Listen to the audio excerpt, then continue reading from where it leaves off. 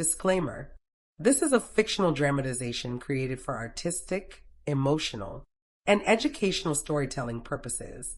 All characters and events are entirely fictional and created using AI tools. No impersonation, misrepresentation, or harm is intended. The content contains scenes of danger involving child characters. However, no real persons or minors were involved in its production. Grace's Love Stories produces scripted, AI-generated stories that promote, entertain, inspire kindness, and emotional connection. We respect our viewers and strictly adhere to YouTube's policies. The rain is a constant whisper against the glass, a thin, weeping sound that has been the only voice in Alara's life for 3 weeks. Her grandfather's cabin is a fortress of pine logs and silence, perched on a mountain that cares little for the world below. It smells of damp earth, wood smoke, and the faint, sweet scent of the tea she can no longer stomach. She rests a hand on the taut swell of her belly, a protective gesture that has become as unconscious as breathing.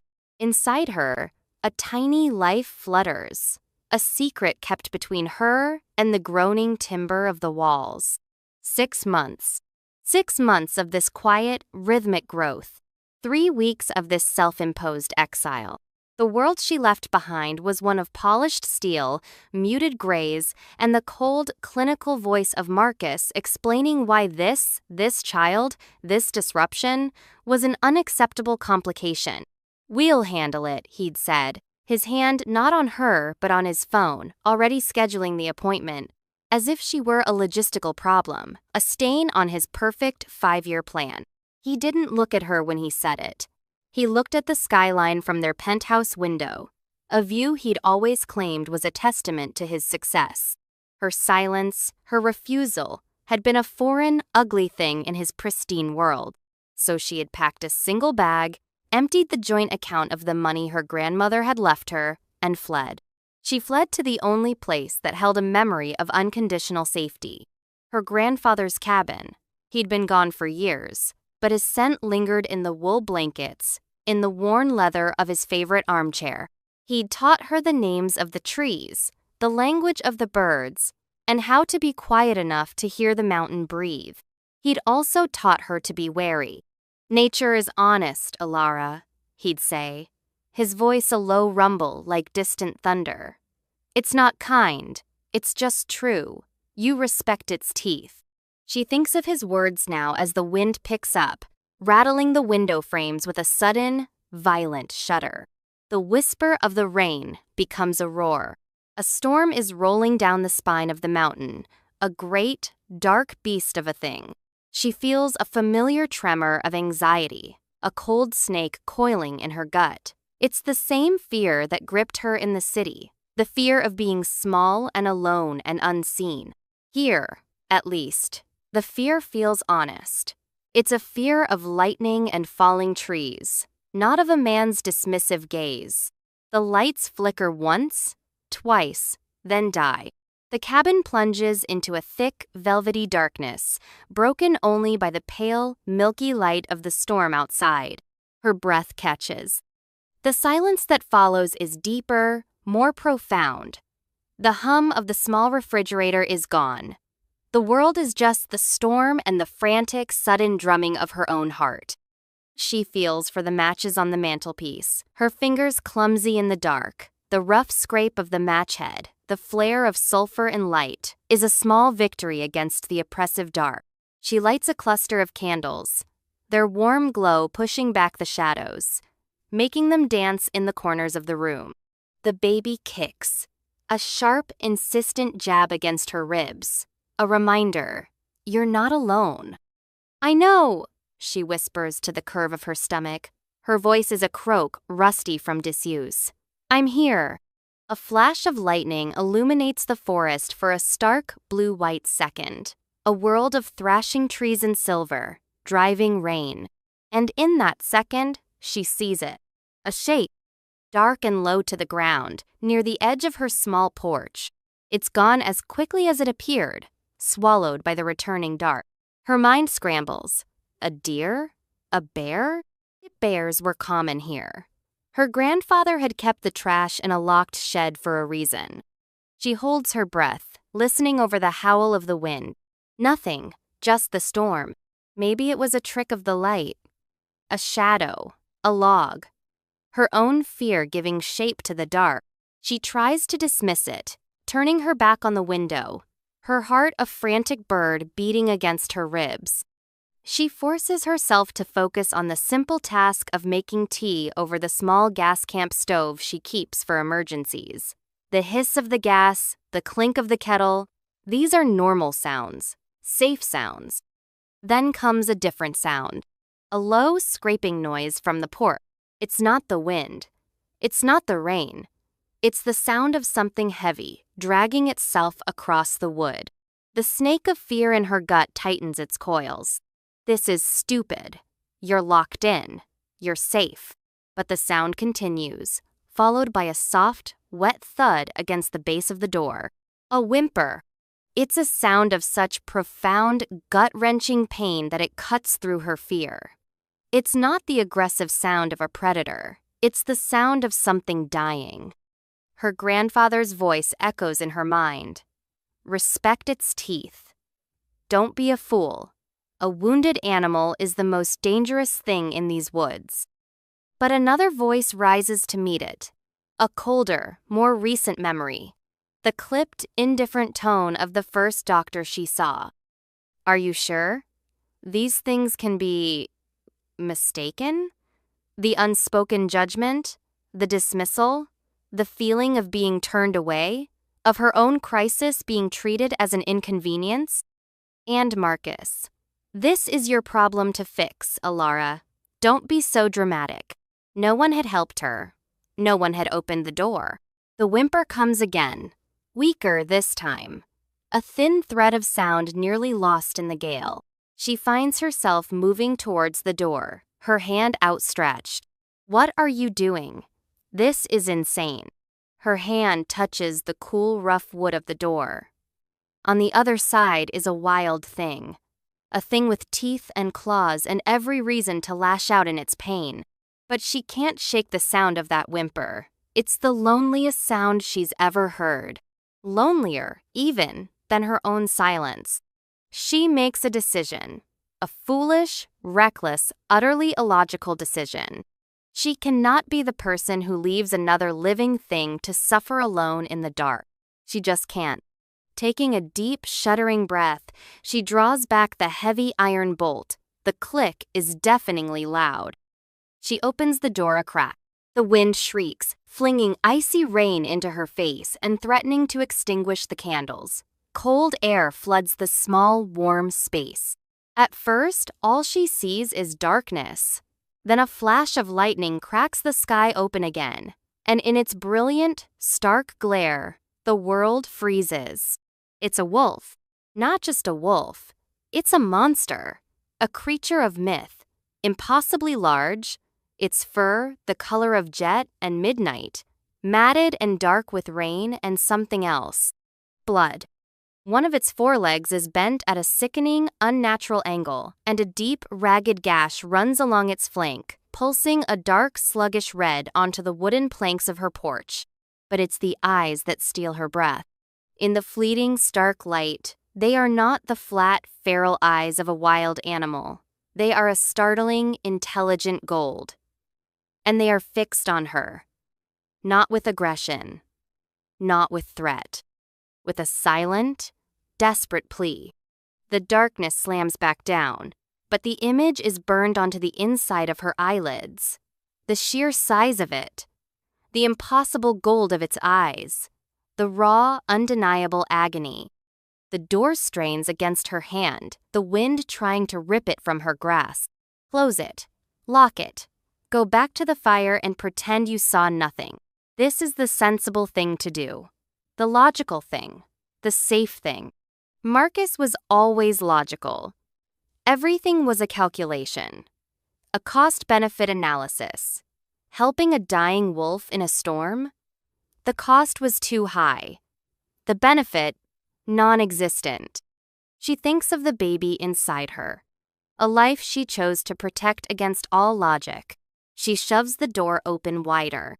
"Okay," she whispers into the storm, the word torn from her lips. "Okay, you can come in." She doesn't know if it understands. She doesn't know what she's doing. But she steps back, holding a candle aloft, creating a small circle of light in the doorway. An invitation. The great beast struggles. It tries to rise, its massive shoulders bunching with effort, but a fresh wave of pain makes it collapse with a pained grunt. It drags itself forward, inch by painful inch, pulling its shattered body over the threshold. The sound of its claws scraping on the wood floor is a visceral, terrifying sound. It leaves a wet, dark smear of mud and blood in its wake. Once inside, out of the direct assault of the wind, it collapses fully onto the braided rug before the hearth. Its head rests on its paws, and its breathing is a series of shallow, ragged pants. The rise and fall of its ribs is a stuttering, desperate rhythm. Alara slowly, carefully, pushes the heavy door shut, ramming the bolt back into place. The roar of the storm is once again muffled, distant. The cabin is suddenly very small. It's filled with the presence of this creature, the smell of wet fur, of blood, of the wild, untamed forest. It's a primal, earthy scent that overpowers the familiar smell of pine and dust. She stands frozen for a long moment, the candle wax dripping onto her trembling hand. The wolf lies utterly still, except for its panicked breathing and the slow, constant seep of blood from its side. Her grandfather's first aid kit is in the bathroom, the one he kept stocked for hunting accidents and mishaps with axes. It's full of sutures, antiseptic, and thick gauze bandages. Her mind feels slow, syrupy with shock. Move. You let it in. Now you have to do something. Leaving the candle on the mantel, she fetches the kit. Her hands shake as she opens the metal box. The clinical smell of rubbing alcohol fills the air. She approaches the wolf slowly, cautiously, like approaching a bomb. I'm not going to hurt you," she says, her voice barely a whisper. She feels foolish talking to it, but the silence is worse. "I just want to see." The wolf's golden eyes follow her every move. There's a deep intelligence there, a terrifying awareness that she can't explain. It doesn't growl. It doesn't shift. It simply watches her, as if weighing her, judging her. She kneels beside it, her own body aching with the strain. The warmth radiating from its massive form is like a furnace. She can feel the fever coming off it in waves. The gash in its side is worse than she thought. It's deep, torn open as if by the claws of something even larger. Or perhaps caught on a sharp rock or a broken branch in a fall. Debris is embedded in the wound. It will get infected. It will die. "Okay," she breathes, more to herself than to the animal. "Okay, Alara, you can do this." She soaks a clean rag in the warm water she'd boiled for her tea. Hesitating for only a second, she reaches out and gently, so gently, begins to clean the edges of the wound. The wolf flinches, a full-body tremor, and a low growl rumbles deep in its chest, a sound like shifting tectonic plates. Instinct screams at her to pull back, to run, but she looks at its eyes. They are squeezed shut in pain, but it doesn't move to bite. It doesn't snap. It is bearing the pain. It is trusting her.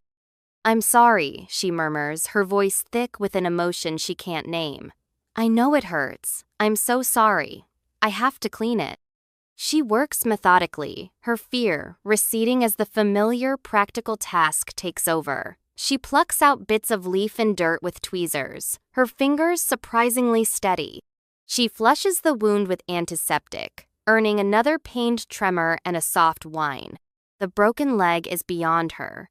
A clean break, it looks like, but it would need to be set properly. She can only clean the abrasions around it and hope. She packs the gash with gauze, then wraps its entire torso with wide bandages. The clean, white, a stark contrast to the dark, wet fur. It's a clumsy amateur job, but it's the best she can do. By the time she's finished, sweat is beading on her forehead, and her back is a riot of screaming muscles. The baby is a heavy, solid weight pressing down on her. She sits back on her heels, exhausted. The wolf's breathing has evened out slightly. It's still shallow, but the ragged, panicked edge is gone. It watches her, its golden gaze unwavering. She has brought a monster into her house. A wild, bleeding thing of teeth and shadow. And for the first time in months, the crushing weight of her loneliness feels different. Not gone, but shared. The days that follow fall into a strange, surreal rhythm. The storm passes, leaving behind a world scrubbed clean and glistening. But the power remains out. The silence of the cabin is broken only by the crackle of the fire, her own soft movements, and the quiet, steady breathing of the wolf. It doesn't move from its spot by the hearth. It sleeps, mostly, a deep, fevered sleep. Alara finds herself orbiting this creature, her life now tethered to its needs. She keeps the fire stoked, melting snow for fresh water, which she leaves in a bowl by its head. It drinks, lapping at the water with a weak tongue when it wakes. She makes broth. Rich, savory chicken broth, the kind her grandmother used to make when she was sick. She holds the bowl for the wolf, and to her astonishment, it eats. Slowly, delicately, it licks the broth from the bowl. She tilts towards its mouth. The sheer intimacy of the act is staggering. Her, a pregnant, runaway woman, hand-feeding a wild wolf in her grandfather's isolated cabin. If anyone could see her now, they would think she had lost her mind. Maybe she has. But as the days blur together, fear begins to curdle into a strange kind of companionship. She starts talking to it. At first, it's just practical things. I have to change your bandages now. Please don't bite me. The wolf never does. It endures her fumbling ministrations with a stoic stillness that is unnervingly human. It flinches when the antiseptic stings, but it never so much as curls its lip. Then, the words start to spill out of her. The things she has held locked inside for months. He didn't even want to come to the first appointment, she says one afternoon, carefully spooning more broth into the wolf's bowl. Its golden eyes are fixed on her face, listening. She knows it's ridiculous, but it feels like it's listening. Marcus. He said he was too busy. A merger was closing. He always had a merger, or a deal, or a conference call. Something more important than this. She gestures vaguely at her own swollen form. The wolf blinks slowly. When I told him it was a girl, he just nodded, like I'd told him the weather forecast. And he said, well, we'll need to adjust the trust provisions. Not, I can't wait to meet her. Not, is she healthy? Just logistics.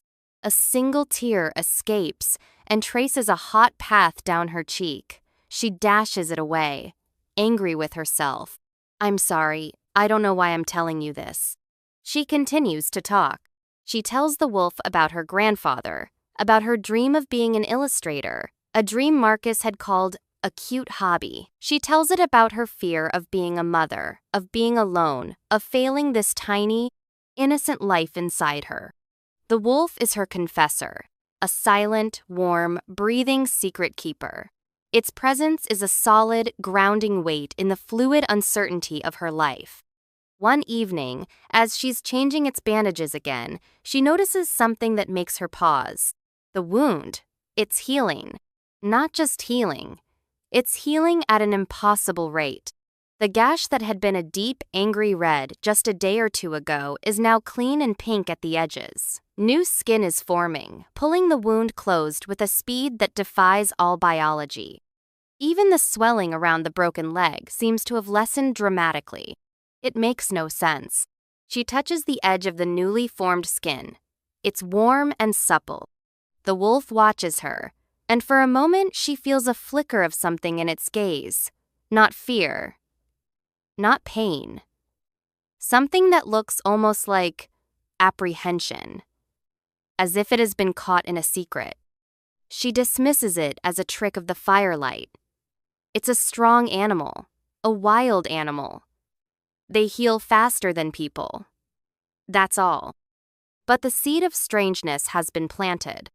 A few days later, she wakes in the middle of the night to a full bladder, a common occurrence now. The fire has burned down to glowing embers, casting the cabin in a deep red-orange gloom. She swings her legs out of bed, her feet finding the cold wood floor. The wolf is no longer on the rug. A jolt of pure adrenaline shoots through her. She scans the small cabin, her heart pounding. The shadows are deep and menacing. Then she sees it. It's standing by the window, standing, on all four legs. The leg that had been grotesquely broken is now straight and whole, bearing its full weight. There is no limp, no sign of injury at all. It's staring out the window at the moon, a perfect silver disk in a clear, black sky. Its silhouette is immense, powerful, radiating a vitality that makes the hair on her arms stand on end. It turns its head slowly and looks at her. Its golden eyes seem to glow in the dark. This is not a normal animal. The thought lands in her mind with the cold, hard finality of a stone. All the strange little details click into place. The unnerving intelligence. The impossible healing. The way it seems to understand her words. Her moods. Fear, cold and sharp, pierces through the comfortable familiarity she has built. She has been living with something she does not understand. Something that should not exist. The wolf takes a silent, deliberate step towards her. She freezes, her hand instinctively flying to her belly. It stops, as if sensing her terror. It lowers its head in a gesture that looks impossibly like submission. A soft, low whine escapes its throat, not of pain, of reassurance. Her fear remains, a high, singing note in her blood, but her compassion is a deeper chord. This creature, whatever it is, has not harmed her. It has been vulnerable, has let her care for it. It has listened to her secrets. Slowly, hesitantly, she lowers her hand. She doesn't run. She doesn't scream. She just stands there, in the dying firelight, looking at the impossible thing she has let into her life. The next morning, the strangeness lingers, a tangible tension in the air. The wolf is back on the rug, but it's no longer the pathetic, injured creature she first brought inside. It lies with a coiled, latent power, its movements fluid and certain. When she brings it water, it rises to its feet with a grace that belies its incredible size. She removes the bandages for the last time. Underneath, where the deep, ragged gash had been, is only a thin silver scar, barely visible against the thick black fur. The broken leg is perfect. It's a miracle, an impossibility. She runs a trembling hand over the healed fur. It's thick and soft, and the solid muscle beneath is warm and alive. The wolf leans into her touch, just slightly, a low rumble of contentment vibrating through its chest. It's not a growl, it's a purr, a sound. A creature this large should not be able to make. The touch is a bridge across the chasm of her fear. The physical reality of it, the warmth, the softness, the solid, living presence is more real than the swirling anxieties in her mind. "What are you?" she whispers, her fingers sinking deeper into its ruff. It just looks at her with those ancient, knowing, golden eyes. That afternoon, the fragile peace is shattered. The sound of an engine slices through the mountain's silence. A sound that doesn't belong here. A low, expensive growl that she recognizes with a sickening lurch of her stomach. Marcus. She scrambles to the window, her heart hammering against her ribs. His sleek silver car, utterly out of place, is navigating the muddy, rutted track that leads to the cabin. How did he find her? Her family? A private investigator? It doesn't matter. He's here. Panic, cold, and absolute, seizes her. The wolf is instantly on its feet, a low, guttural growl vibrating the very floorboards. Its posture has transformed. It is no longer a patient. It is a guardian. Its body is tense. Its ears are flat. And its lips are pulled back just enough to reveal the startling, lethal white of its canines. "No," she whispers, turning from the window, her hands held up as if to ward him off. "No, you have to hide. He can't see you." The idea of Marcus seeing the wolf, of him calling the authorities, of this creature being hunted and killed because of her. It's unbearable. The wolf looks from her to the window, the growl intensifying. It understands threat. "Please," she begs, her voice cracking. "In the bedroom. Please. You have to." She doesn't know why she thinks it will obey her, but it looks into her terrified eyes, and after a long, tense moment, the growl subsides. With a final, hard look at the approaching car, it turns and pads silently into the small bedroom, disappearing into the shadows. The car door slams. Footsteps on the porch. Heavy, impatient. A sharp, commanding knock on the door. Elara smooths her hands over her worn sweater, tries to school her features into a mask of calm she does not feel. She takes a deep breath and opens the door. Marcus stands there, looking utterly incongruous in his expensive cashmere coat and Italian leather shoes, now spattered with mud. His face is a mask of controlled fury. "Elara, enough of this melodrama." His voice is clipped, cold. He doesn't ask how she is. He doesn't acknowledge her pregnancy with anything more than a brief, distasteful flicker of his eyes. "What are you doing here, Marcus?" she asks, her voice steadier than she expected. She blocks the doorway with her body. "What am I doing?" he laughs, a short, ugly sound. "I'm cleaning up your mess again. You vanished. You emptied an account. Do you have any idea how that looks? My parents are asking questions. I've had to lie to everyone. This isn't a mess," she says quietly. "This is my life." "Don't be ridiculous." He pushes past her, striding into her small, safe space. His presence feels like a violation. He surveys the rustic cabin with open contempt. "You're living in a shack. You're pregnant, and you're acting like a child. The game is over. You're coming back with me, now." "No." The word is quiet, but it hangs in the air between them, solid and unmovable. He turns to face her, his eyes narrowing. "What did you just say to me?" "I said no, I'm not going anywhere with you." "Elara, you are not thinking clearly. Your hormones are making you irrational." He takes a step closer, his voice dropping to a low, menacing tone she knows all too well. It's the voice he uses just before he gets what he wants. "I have been very patient, but my patience has run out. You will get in the car, we will go back to the city, and you will do as you are told. We have a reputation to maintain."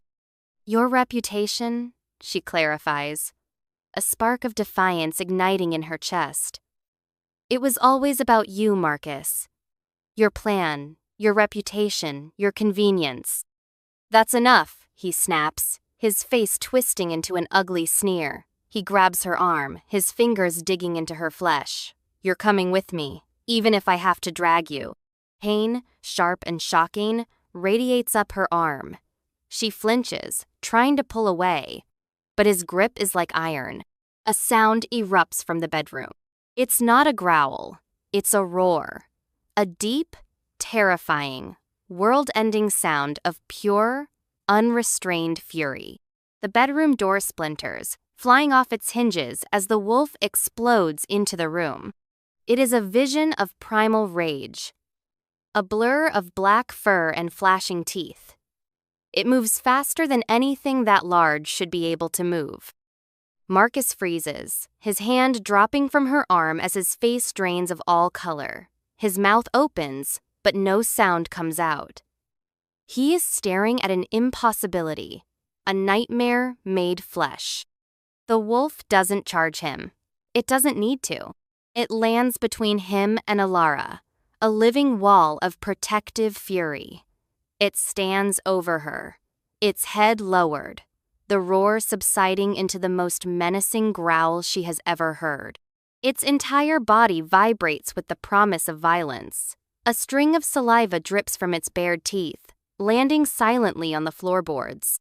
Marcus stumbles backward, tripping over the leg of a chair and crashing to the floor. He scrambles away on his hands and knees, pure, animal terror etched onto his handsome face. He looks pathetic, small. He fumbles for the door, throws it open, and flees without a backward glance, leaving the door gaping wide. A moment later, the sound of his car engine roaring to life, tires spinning in the mud, then fading rapidly into the distance. Silence descends once more. A profound, ringing silence. Alara is shaking, her whole body trembling with adrenaline and shock. She stares at the wolf, at its massive, protective form standing guard over her. It turns its head, the growl dying in its throat. Its golden eyes, soft now with a concern that melts her bones, scan her face, her arm, her belly, checking for injury. But the effort, the sheer explosive force of its rage, was too much. A shudder runs through its powerful frame. It stumbles, its newly healed leg giving way. A pained whine escapes its throat as the silver scar on its flank pulls, a dark bead of fresh blood welling up on the surface. It collapses onto the floor, its strength utterly spent. It lies panting, looking up at her with exhausted, pain-filled eyes. He protected her. This impossible creature protected her and her unborn child from the man who was supposed to love them. Something inside her breaks. A dam of fear and loneliness and despair she has been holding back for months. Without a second thought, she drops to her knees beside it. The hard wood floor presses into her knees, but she doesn't care. The wolf is weak, trembling. The cold air from the open door is washing over it. She shuffles closer, her movements clumsy with her pregnancy. She wraps her arms around its thick, warm neck, burying her face in its soft fur. It smells of ozone and forest and a wild, clean musk that is utterly its own. She shields its body with her own. A small, soft, pregnant woman, protecting the massive, terrifying creature that had just saved her. It is a reciprocal sacrifice, an instinct, a truth deeper than words. "It's okay," she sobs into its fur, her tears soaking into the thick pelt. "I'm here. You're safe. It's okay." She holds it, her body shielding it from the cold draft, her arms a circle of comfort. And then, the world goes mad. The body beneath her begins to shift. It's a horrifying, convulsive movement. A sound of cracking bone and tearing sinew. The solid mass of muscle and fur beneath her hands seems to melt, to reform. A wave of intense, searing heat radiates from it, so powerful it forces her to pull back, shielding her eyes. She stares, her mind refusing to process what her senses are screaming at her. The fur recedes, like a shadow being pulled back into the skin. The powerful muzzle shortens, softens. The massive paws elongate, knuckles and fingers forming from the compressed bone and claw. Shoulders broaden, a torso lengthens. Where the wolf had been, a man now lies. He is sprawled on the floor, naked, his body lean and corded with muscle. His skin is pale in the cool light of the cabin. Long, untamed black hair, the same jet black as the wolf's fur, is spilled across the floorboards. A thin silver scar, jagged and new, slices across the taut skin of his flank, exactly where the wolf's wound had been. He is unconscious, breathing deeply, as if in a profound sleep. Alara stares, her breath trapped in her lungs, her mind a screaming void of pure, undiluted shock. Her hands are still hovering in the air where the wolf's neck had been. Now there is only the bare, warm skin of a man's shoulder. Her knees give out. She sinks to the floor, her back hitting the rough-hewn wall of the cabin with a dull thud. The impact barely registers. Her gaze is fixed on the impossible sight before her. The man on her floor, the splinters of the bedroom door, the lingering primal scent of wolf and ozone. It's not possible. It's not real. She's dreaming. She's gone mad from the solitude. This is a hallucination brought on by stress and fear. But the cold draft from the open door is real. The ache in her back is real. The frantic, fluttering heartbeat of her baby is real. And the man lying on her floor is real. He groans, a low human sound of pain that cuts through her paralysis. His brow furrows, and his eyes flutter beneath their lids. He is going to wake up. A wave of nausea and dizziness washes over her. She presses a hand to her mouth, fighting it down. She can't faint. She can't fall apart. Not now. She has a naked, unconscious, shape-shifting man on her floor. A man who was, moments ago, a giant wolf. A man who was injured. A man who saved her. Her mind spins, trying to find purchase on a single, solid thought. Modesty. Practicality. These are the things she clings to. He's naked. He's cold. Her grandfather's clothes are in the chest at the foot of her bed. She forces her trembling legs to obey her, stumbling into her own room. She pulls out a pair of old, soft flannel pajama pants and a thick wool sweater. They will be too big for her, but for him, she doesn't know. Returning to the main room feels like stepping into another dimension. He's still there, still real. She hesitates, her face burning. She has to dress him. The idea is both terrifying and absurdly domestic. She leaves the clothes beside him, unable to bring herself to touch him yet. She needs a moment. She needs to breathe. She goes to the door Marcus left open and shoves it shut, ramming the bolt home with more force than necessary. The sound echoes in the too quiet room. She turns back to the man. His eyes are open. Not fully, just slits. But he is watching her, and his eyes, they are the same. The exact same intelligent, piercing, molten gold as the wolf's. All the air leaves her body in a rush. "Who?" she starts, but her voice fails her. She swallows, tries again. "What are you?" He tries to push himself up on one elbow, hissing in pain as the movement pulls at the scar on his side. He collapses back onto the floor, his breathing ragged. His voice, when it comes, is a low, rough rasp, hoarse from disuse, or perhaps from the roar that shattered her door. "My name is Kale." Kale. The name sounds ancient, wild. He looks from her face to the clothes she laid beside him, then back to her. A flicker of something shame, vulnerability crosses his features. "I apologize," he rasps, "for the state of things." His apology is so startlingly formal, so at odds with the sheer, primal insanity of the situation, that it breaks through her shock. You were a wolf," she whispers, the words feeling flimsy and inadequate. He closes his eyes for a moment, a flicker of pain, or perhaps exhaustion, on his face. Yes. Just, yes. A simple confirmation of the impossible. "You're a shifter?" she asks, the word tasting strange in her mouth. It's a word from fantasy novels, from late-night movies. Not a word for the real world, not for her grandfather's cabin. "It's what we are called," he says, his golden eyes opening again to watch her. "My kind." His kind. There are more of them. The thought is both terrifying and strangely comforting. He's not a singular monster. He's part of something. "You were hurt," she says, stating the obvious. "The gash, your leg."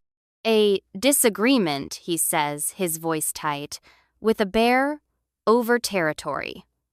"I was careless," he grimaces. "And then I felt..." You. Me? Your fear, your distress. It was a beacon, he says, his gaze dropping to the swell of her belly. For a shifter, a mate, their emotion is a physical force. It pulls. Your fear was screaming. I followed it. I didn't think. I just ran. Mate. The word hangs in the air between them, more shocking than the transformation itself. Mate. The world tilts on its axis. The pull she felt towards the wolf. The strange, immediate sense of trust. The way her loneliness had eased in its presence. It wasn't her imagination. It wasn't madness. It was this connection. That's not possible, she stammers, taking a step back. Her back hits the wall again. I'm human, and I'm pregnant. She presses a hand to her stomach, a shield. With another man's child. A shadow of profound pain crosses his face. It's a deep, wrenching sadness that makes her own heart ache in response. The bond does not care for such things, he says quietly, his voice filled with a raw, melancholic weight. It chooses one soul. It tethers us. His scent is on you, but it is your soul that called to me, your pain that I felt in my own bones. He gestures weakly towards the baby. And the child.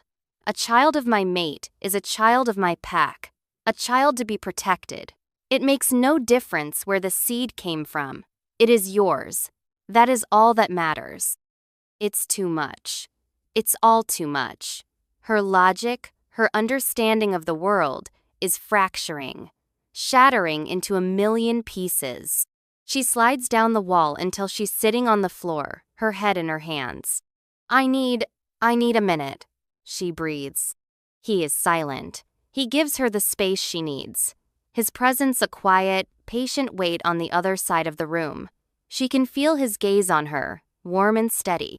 After a long time, she lifts her head. He hasn't moved. He's just watching her, his expression a mixture of pain, exhaustion, and a deep, soul-shaking tenderness. He saved her. He calls her his mate.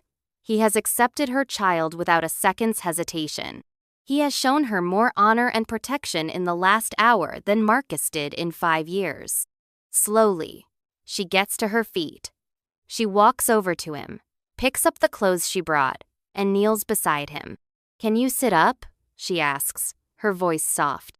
He nods, and with a grimace of pain, pushes himself into a sitting position, leaning heavily against the hearth.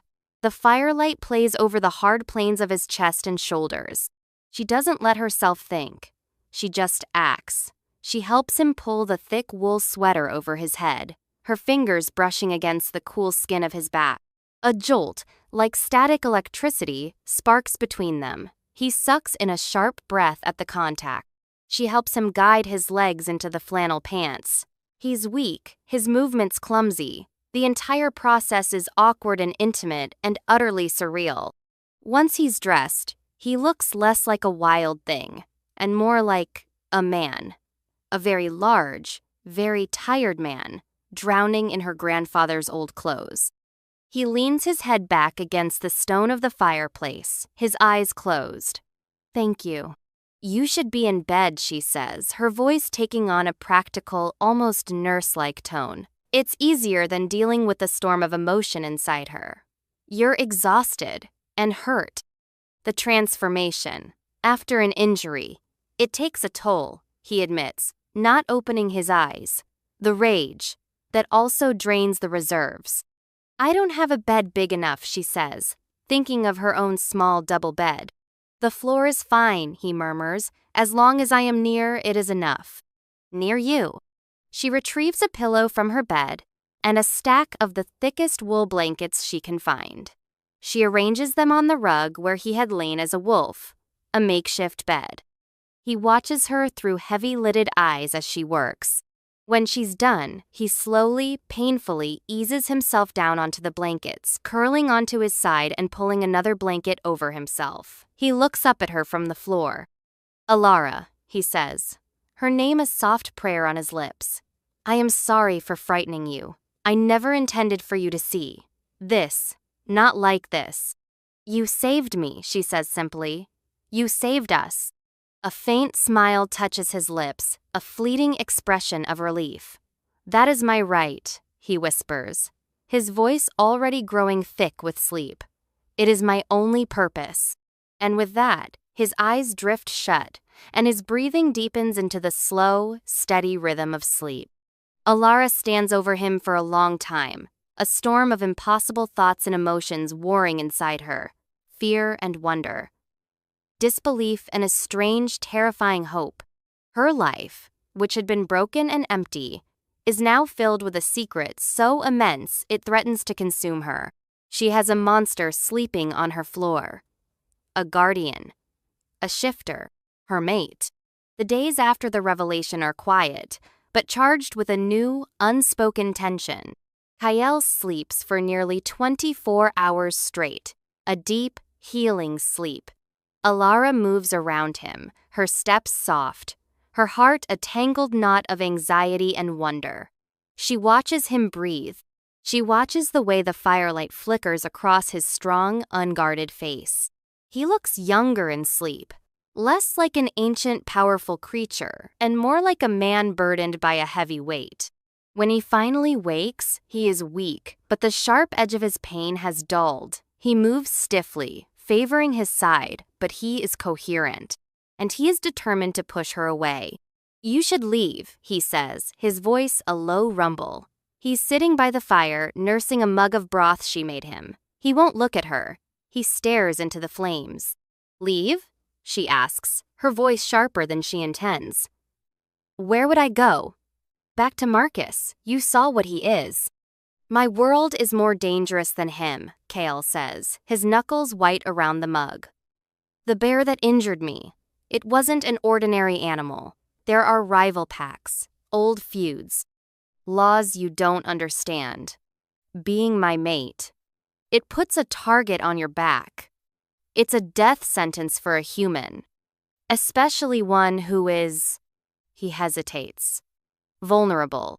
He means pregnant. He means her. I've been vulnerable my whole life, she says, her voice quiet but fierce. She comes to stand in front of him, forcing him to look at her. I was vulnerable when my parents told me my art was a waste of time. I was vulnerable when my boss took credit for my work. I was vulnerable every single time Marcus made me feel small and stupid and irrational. The only time in my adult life I have ever felt truly, completely safe was when a giant wolf was sleeping on my floor. His golden eyes meet hers, and she sees a universe of conflict in them. His duty to protect her is at war with his instinct to claim her. I am a monster, Alara, he whispers, the words full of self-loathing. You saw what I am, the rage, the violence. I could hurt you without meaning to. You didn't, she counters, her voice softening. You saved me. You've been nothing but gentle with me. You were more gentle as a wolf than most men have ever been in their human form. She takes a breath, her heart pounding. This is it. The moment to stand her ground, not as a victim, but as a choice. I'm not afraid of you, Kale. The words hang between them, a fragile, powerful truth. He searches her face, looking for any hint of a lie, any flicker of fear. He finds none. Only a weary, stubborn resolve. A shudder runs through him. He sets the mug down on the hearth with a hand that is not quite steady. You should be, he says, his voice thick with emotion. Maybe, she concedes, but I'm not. She reaches out, her hand hesitating for a fraction of a second before she gently touches his cheek. His skin is rough with stubble, but warm, alive. At her touch, his eyes flutter shut, and a low, broken sound escapes his throat. He leans into her palm, like a starving man offered bread. It's a gesture of complete surrender. The confession comes in a torrent, a flood of words held back for a lifetime. I have been alone for so long, he murmurs, his eyes still closed, his voice a raw whisper. An alpha leads, he protects, he decides. But he is always apart, always separate. I never thought the bond would happen for me. I thought I was destined to be alone. He opens his eyes, and the sheer, desperate longing in them is a physical blow. The moment I felt your fear, it was like the world finally came into color. It was agony, but it was real. It was a connection. And when I saw you, standing in that doorway, so terrified but so brave, it was like coming home. Her own confession feels small in comparison, but she gives it to him anyway. I thought I was broken, she whispers, her thumb stroking his cheek. I thought Marcus had shattered anything good in me. But when I found you, when I was caring for you, I felt useful. I felt strong. I felt strong. I felt like me again. He turns his head and presses a kiss into the center of her palm. The touch is electric, a jolt of pure, unadulterated longing that travels up her arm and settles deep in her core. It's not a kiss of seduction. It's a kiss of reverence, of gratitude. Ilara, he breathes her name against her skin. He rises to his feet, a fluid movement that speaks of his inherent power. And now he is standing before her, towering over her, but he doesn't feel menacing. He feels like a shield. He gently takes her hand from his face, his large, warm hands enveloping hers. He looks down at her, his golden eyes burning with an intensity that makes her breath catch. Is this what you want? He asks, his voice low and serious. A life with me? With my pack? A life of shadow and danger and secrets? I want a life where I am not alone, she answers honestly. I want a life where my child is protected. I want a life with you. It is her choice, her claim. That is all he needed to hear. He lowers his head, and his lips meet hers. The kiss is not gentle. It is a cataclysm. It is all his pent-up loneliness, all his fierce protectiveness, all his desperate, soul-deep longing poured into a single, devastating act. It is a brand, a seal, a promise. She kisses him back with all her own broken pieces, with all her newfound strength, with the fierce, desperate hope for a future she had never dared to imagine. It's a kiss that tastes of wood smoke and tears, and the impossible, wonderful truth of a home found in the most unlikely of arms.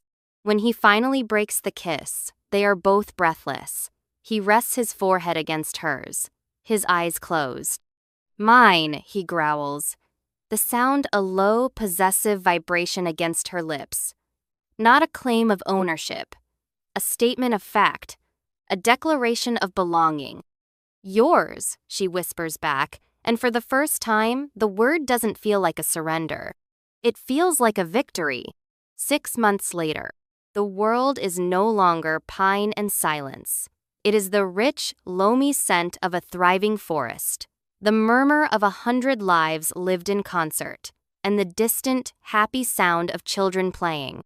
Hale's Pack territory is a sprawling, hidden valley, a sanctuary carved out of the deep wilderness, protected by mountains and magic. There are houses built into the hillsides, their lines organic and flowing, blending seamlessly with the landscape. Smoke curls from stone chimneys, and the air hums with a quiet, powerful energy. Ilara stands on the porch of the Alpha's house. Their house a solid, beautiful structure of riverstone and ancient timber. In her arms, a small, warm bundle snoozes contentedly. Willow. Her daughter. She is 2 months old, with a tuft of downy black hair and eyes that are slowly deciding what color they want to be. She is perfect. She is healthy. She is loved with a fierce, absolute devotion by everyone around her. Hale's pack had been wary at first. A human mate, pregnant with another's child. But Kael's word was law, and his devotion to Ilara was so palpable, so absolute, that their wariness had quickly melted into acceptance, and then into a fierce protectiveness of their own. They had seen her quiet strength, her unwavering compassion. They had seen the way their Alpha, once so solitary and burdened, now smiled. She had found not just a mate, she had found a family, a tribe. Hale steps onto the porch behind her, wrapping his strong arms around her and the baby. He rests his chin on top of her head, inhaling the scent of her hair. "She's sleeping," he murmurs, his voice a low, happy rumble against her back. "She's always sleeping." Alara laughs softly. "I think it's her superpower." He presses a kiss to her temple. "You're happy here?" he asks. It's a question he still asks often, a quiet insecurity that lingers beneath his alpha certainty.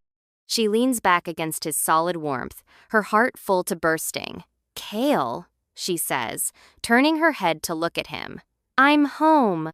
His golden eyes soften, the last of his tension melting away. A car is approaching. The sound is still jarring in this peaceful place, a reminder of the world outside. It's a rental, sputtering up the long private road that leads to the valley. Kale tenses, his arms tightening around her instinctively. Who is it? Alara already knows. She feels no fear, just a weary, distant pity. It's him! Marcus. He had, through a series of expensive lawyers and relentless legal threats, managed to secure a single, supervised visit. A judge, seeing only a wealthy, repentant father and a woman with no fixed address who had run away, had granted it. Kale had wanted to refuse, to tear the court order to shreds and the lawyers with it, but Alara had stopped him. "Let him come," she'd said. "Let him see." The car pulls to a stop. Marcus gets out. He looks smaller here, diminished by the scale of the mountains, the ancient trees. His expensive suit looks like a costume. He carries a ridiculously large teddy bear.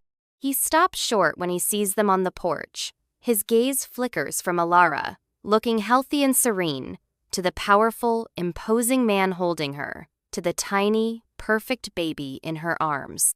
His carefully constructed mask of confident entitlement cracks. He sees a life that has moved on without him, a life that is thriving in his absence. "Alara," he begins, his voice strained. Kyle doesn't growl. He doesn't move. He simply stands there, his presence a silent, immovable declaration of ownership and protection. His golden eyes are flat and cold as a winter sky. Marcus falters. He looks at Willow, at the daughter he discarded. He sees a child who will never need him, who will be raised by a man who is more than a man, in a world of fierce love he can't even begin to comprehend. He sees what he lost, what he threw away out of pride and convenience. He takes a half step forward, then stops. The distance between them is a chasm he can never cross. He looks at Alara one last time, at the woman he tried to break. She is not broken. She is whole. She is radiant. She doesn't glare at him. She doesn't say a word. She just looks at him with a calm, quiet strength. And in her eyes, he finally sees himself for what he is. Small, selfish, irrelevant. Without another word, Marcus drops the teddy bear in the dirt. He turns, gets back in his rented car, and drives away. They watch until the sound of the engine is swallowed by the forest. Kale finally relaxes his hold, letting out a slow breath. He will not be back, he says. It is not a guess. It is a certainty. Alara looks down at her sleeping daughter, her heart aching with a fierce, protective love. She smooths a hand over Willow's soft hair.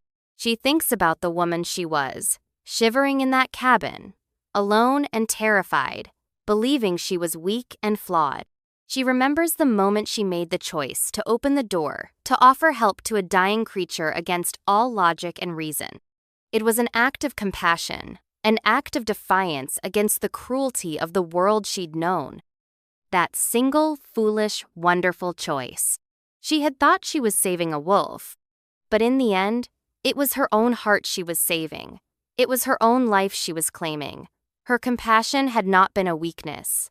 It had been a key, unlocking a door to a world she never knew existed. A door that led her here. It had led her home.